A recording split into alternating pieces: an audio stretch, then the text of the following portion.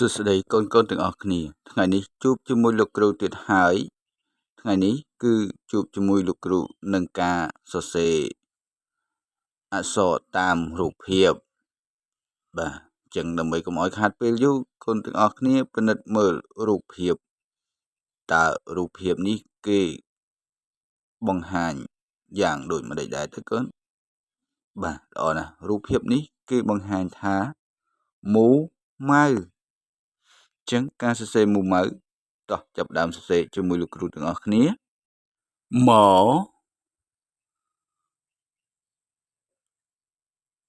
អ៊ូមូ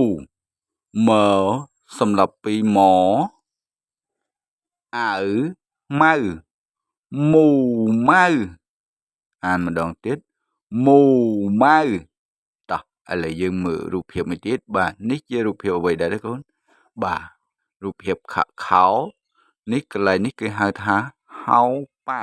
តោះចឹងសរសេរហៅប៉ៅទាំងអស់គ្នា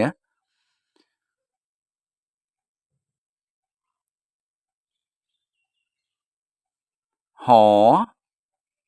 អោហៅបសម្រាប់ពីពអៅ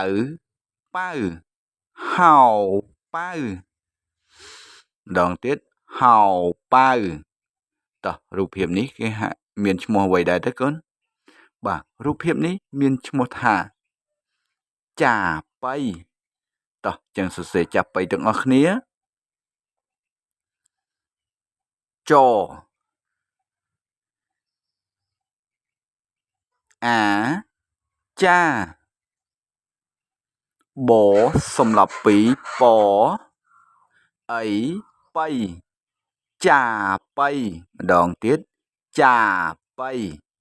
តោះឥឡូវមើលរូបភាពមួយទៀតបាទរូបភាពពីរនាក់គេកាន់ឧបលម្ភមីក្រូអានឹងគេហៅច្រៀងបាទច្រៀងអីដែរកូនច្រៀងអាយ៉ៃបាទតោះសរសេរអាយ៉ៃទាំងអស់គ្នាអអាយ៉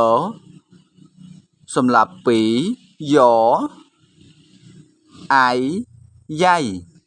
អាយ៉ៃម្ដងទៀតកូនអាយ៉ៃ